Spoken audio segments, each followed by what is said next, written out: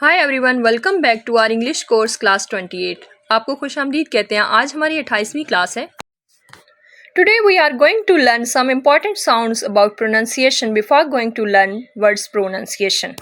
आज हम कुछ इम्पॉर्टेंट जो हैं साउंड्स हैं, आवाज़ें हैं, वो सीखने जा रहे हैं जो कि प्रोनाउंसिएशन के हवाले से हैं। और ये सब हम अल्फाज की प्रोनाउंसिएशन को सीखने से पहले करेंगे। और प्रोनाउंसिएशन का मतलब होता है अल्फाज की अदायगी। This video is designed to help new learners to understand the fundamentals of speaking English clearly and accurately with pronunciation sounds.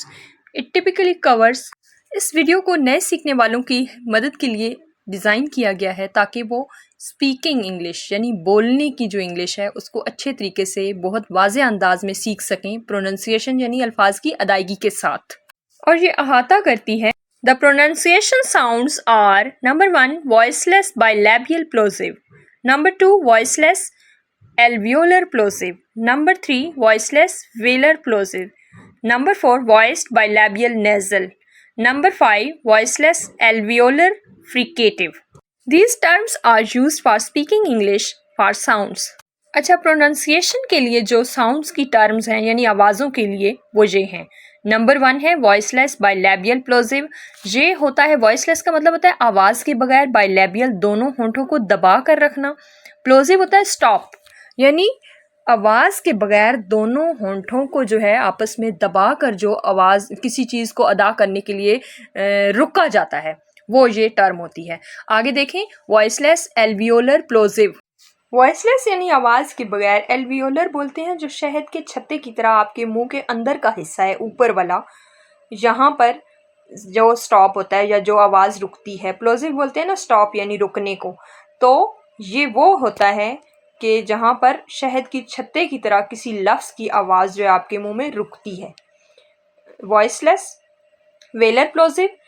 Voiceless फिर अगेन वही बात है कि वॉइसलेस आवाज़ के बगैर, और वेलर होता है आपके गले के अंदर जो झिल्ली होती है उसके जो पर्दे में से जो आवाज़ रुकती है वो होती है। प्लोजिव अगेन वही बात है, स्टॉप यानी रोकना आवाज़ को, वो आवाज़ जो आपके झिल्ली के जो पर्दे हैं वहाँ पर रुके, ये वो वाली होती है। आगे देखें, वॉइस्ड बाइलैबियल नेज़ल। ये जो है आवाज़ वो वाली होती है जो कि दोनों होंठों को दबाकर और हल्की सी वो आवाज़ की आवाज़ के साथ आपके नाक के साथ टच होके निकलती है। अगले आवाज़ को देखें, वॉइसलेस एल्वियोलर फ्रिकेटिव। वॉइसलेस बगैर आवाज़ के एल्वियोलर जो शहद के छत्ते की तरह ऊपर वाला हिस्सा है उसके साथ रगड़ खा के, फ्रिकेटिव कहते हैं ना रगड़ खाने को, तो वो रगड़ खा के एकदम से जो आवाज़ रुकती है वो सख्ती के साथ, ये वो आवाज़ होती है। Voiceless bilabial plosive sound. Definition is the voiced bilabial plosive or stop is a type of consonantal sound used in many spoken languages. Voiceless bilabial plosive वो आवाज़ जो कि आपके दोनों होंठों को दबाकर एकदम से रुकती है, ये वो होती है। और इसकी डेफिनेशन यानी तारीफ क्या है? वॉइसलेस बाइलैबियल प्लोजिव जो है ये एक तरह से जो कॉन्सोनेंटल साउंड्स होती हैं यानी वो आवाज़ें जो बेसुरी होती हैं, उन आवाज़ों की ही एक किस्म है जो कि स्पोकन लैंग्वेजेस में बोली जाती हैं। स्पोकन लैंग्वेजेस यानी बोली जाने वाली ज़ुबानें। Its symbol is p and its examples are pat, pup, pip, pop, pipe. इसकी अलामत है पी और इसकी मिसालें ये हैं पैट, पप, पिप, पॉप और pipe. Now it's time to subscribe our channel and hit the notification bell on all so you will be notified on each new video. Channel को सब्सक्राइब करके notification bell को on कर लीजिए ताकि हर आने वाली जो वीडियो है वो आपको सबसे पहले मिले। Number 2, voiceless alveolar plosive. Definition is, this means that this sound is produced without vibrations of the vocal cords. In some languages, the vocal cords are actively separated, so it is always voiceless. Voiceless alveolar plosive ये वो वाला stop होता है या ऐसा रुकना होता है जो बेआवाज़ होता है, और ये कहाँ पे इससे रुका जाता है? ये होता है जो आपके गले का ऊपर वाला हिस्सा होता है जो कि शहद के छत्ते की मानिंद होता है, वहाँ से इसको रोका जाता है। आगे देखें, इसकी डेफिनेशन क्या है? इसका मतलब ये है कि जब आवाज़ जो है वो बगैर वाइब्रेशंस के यानी बगैर किसी थरथराहट के पैदा की जाती है और ये जहाँ से जो आपके वोकल कॉर्ड्स हैं, वोकल कॉर्ड्स वो वाले एरिया हैं आपके मुंह के दोनों साइडों के, जहाँ से ये इस तरह की आवाज़ें निकलती हैं जो वाइब्रेशनल होती हैं। और कुछ ज़ुबानों में ये जो वोकल कॉर्ड्स होते हैं इनको बहुत अच्छे तरीके से अलग अलग किया जाता है, यानी आपकी आवाज़ में सख्ती पैदा होती है। Its alphabet symbol is T and examples are tat, tut, tip, top, tap.